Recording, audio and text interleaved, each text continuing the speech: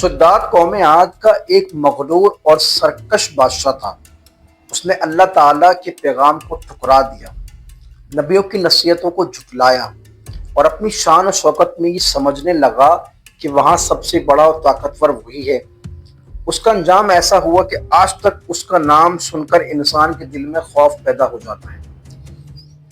شداد کا تعلق قوم عاد سے تھا۔ قوم عاد حضرت نوح علیہ السلام کے بیٹے سام کی نسل سے تھی۔ یہ لوگ عرب کے علاقے احقاف میں رہتے تھے، جو آج کے یمن اور عمان کے درمیان واقع ہے۔ اللہ تعالیٰ نے انہیں جسمانی طاقت، ذہانت اور وسائل میں بے پناہ قوت عطا فرمائی۔ ان کے گھر سنگ مرمر سے بنے ہوئے ہوتے، ان کے ستون آسمانوں کو چھو رہے ہوتے، ان کے باغات سرسبز اور زمینیں زرخیز تھیں، مگر دولت اور طاقت نے انہیں اپنے غرور میں ڈال دیا۔ وہ زمین پر ظلم کرنے لگے، کمزوروں کو دباتے، نبیوں کی باتیں سن کر ان پر ہنستے، ان کو پریشان کرتے اور معاذ اللہ اللہ کے وجود سے انکار کرتے۔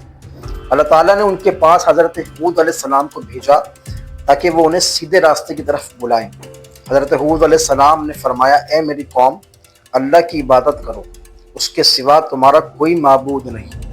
اس کی نعمتوں کو یاد کرو، اس نے تمہیں زمین پر آباد کیا، تمہیں طاقت دی، لہٰذا شکر ادا کرو۔ لیکن شداد اور اس کے لوگوں نے کہا کہ ہمیں کسی خدا کی معاذ اللہ ضرورت نہیں، ہماری طاقت ہی سب کچھ ہے۔ ان کے دلوں پر تکبر آ گیا۔ وہ کہتے کہ ہود معاذ اللہ جھوٹ بولتے ہیں اور ہم سے بڑا کون ہے، یعنی غرور تکبر میں مبتلا ہو گئے تھے۔ شداد ان سب میں سب سے زیادہ مغرور تھا۔ وہ اپنی سلطنت کو زمین کی سب سے عظیم سلطنت سمجھتا تھا۔ ایک دن حضرت ہود علیہ السلام نے اسے اللہ کے عذاب سے ڈرایا تو وہ ہنسنے لگا اور کہا، اگر تمہارا خدا جنت میں معاذ اللہ ایسی نعمتیں دیتا ہے تو میں خود اپنی جنت بناؤں گا۔ یعنی اس نے اللہ تعالیٰ کی شان میں گستاخی کری اور کہا کہ میں اپنی جنت بناؤں گا اور مجھے معاذ اللہ کسی آسمانی جنت کی ضرورت نہیں ہے۔ یہ جملہ اس کے کفر کی انتہا تھی۔ شداد نے اعلان کیا کہ وہ زمین پر ایک جنت بنائے گا جو اللہ کی جنت سے بھی معاذ اللہ زیادہ حسین ہوگی۔ اس نے اپنے وزیر کو حکم دیا کہ دنیا کے سب سے بہترین کاریگروں کو بلاؤ اور عمارت بنانے والوں مزدوروں کو بلاؤ جو سب سے بہترین جگہ بنائیں۔ انہیں حکم دیا گیا کہ ایک شہر بنایا جائے جو سونا، چاندی اور قیمتی پتھروں سے مزین ہو۔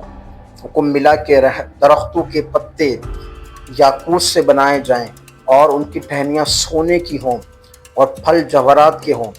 ندیوں میں پانی کی بجائے دودھ اور شہد کی نہریں بہائی جائیں۔ صدیوں تک یہ تعمیری سلسلہ جاری رہا۔ شداد نے اپنی سلطنت کے خزانوں کو اس منصوبے پر لگا دیا۔ لاکھوں غلاموں اور کاریگروں نے دن رات کام کیا۔ آخرکار ایک ایسی بستی تیار ہو گئی جسے ارم ذات العماد کہا گیا، یعنی لمبے ستونوں والی ارم۔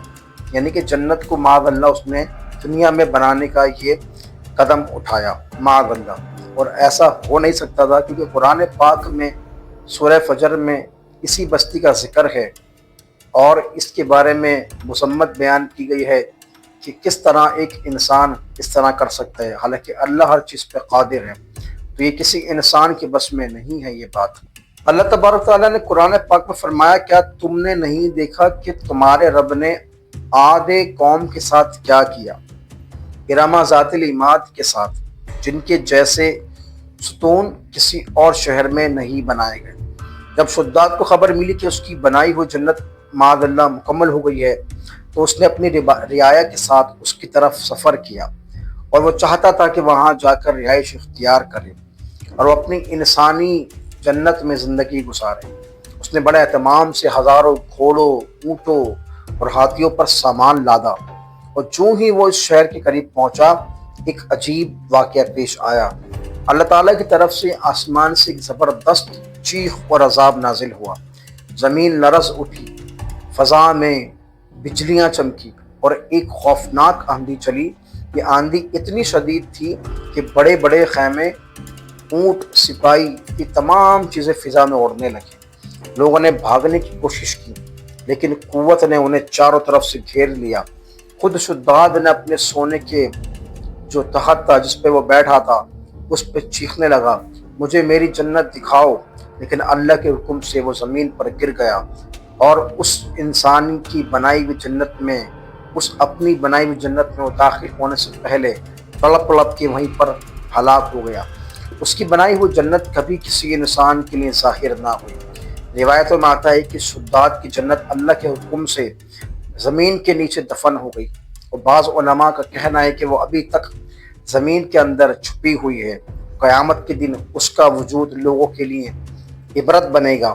کچھ روایات میں یہ بھی بیان کیا گیا ہے کہ حضرت عبداللہ بن قلابہ نامی ایک شخص نے خلافت معاویہ رضی اللہ تعالیٰ عنہ کے زمانے میں ایک بار صحرا میں اس شہر کے آثار دیکھے، مگر وہ چند لمحوں کے لیے ہی ظاہر ہوئے اور پھر غائب ہو گئے۔ شداد کی جنت کا منظر بیان کرنے والے کہتے ہیں کہ اس کے دروازے سونے کے تھے، دیواریں چاندی سے جڑی ہوئی تھی، اور اس کے اندر ایسی روشنی تھی جیسے سورج خود چمک رہا ہو۔ لیکن انسان کی بنائی ہوئی جنت کبھی حقیقی جنت نہیں بن سکتی، کیونکہ اس میں اللہ کی رحمت نہیں ہوتی۔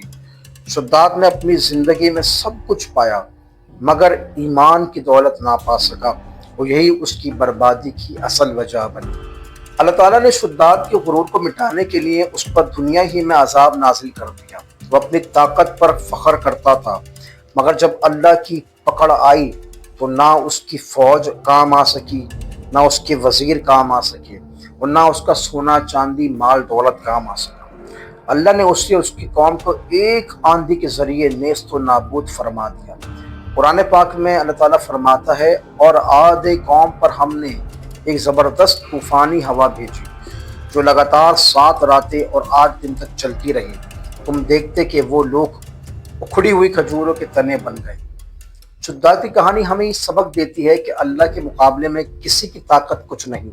وہ چاہے کتنی ہی دولت، محل یا تخت حاصل کر لے، اگر وہ غرور میں آ کر اللہ کو بھول جائے تو اس کا انجام ہمیشہ ہلاکت ہوتا ہے۔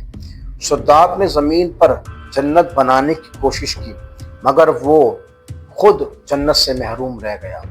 دنیا میں آج بھی بہت سے شداد موجود ہیں، وہ لوگ جو اپنی دولت، حکومت یا اپنے طاقتور ہونے پر غرور کرتے ہیں، جو اللہ کی عبادت کو معمولی معاذ اللہ سمجھتے ہیں، اور جو نبیوں کے پیغام کو مذاق بناتے ہیں۔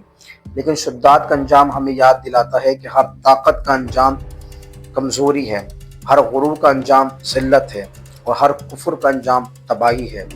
یہ واقعہ ہمیں یہ سمجھاتا ہے کہ اصل جنت وہ نہیں جو سونا چاندی سے بنی ہو، بلکہ وہ ہے جو ایمان، نیکی اور صبر سے حاصل ہوتی ہے۔ شداد نے زندگی کے سال دنیا کی زینت بنانے میں ضائع کر دی، لیکن وہ اس حقیقت کو نہ سمجھ سکا کہ دنیا فانی ہے اور آخرت ہے وہ باقی ہے۔ یاد رکھے، جب انسان دنیا کی چمک دمک میں گم ہو جاتا ہے تو وہ یہ بھول جاتا ہے کہ اس کا خالق اس سے بھی بڑا ہے، جس نے آسمانوں کو بنایا، ستاروں کو سجایا اور زمین پر زندگی عطا کی۔ شداد نے زمین پر اللہ کا مقابلہ کرنے کی کوشش کی، لیکن زمین ہی نے اسے نگل لیا۔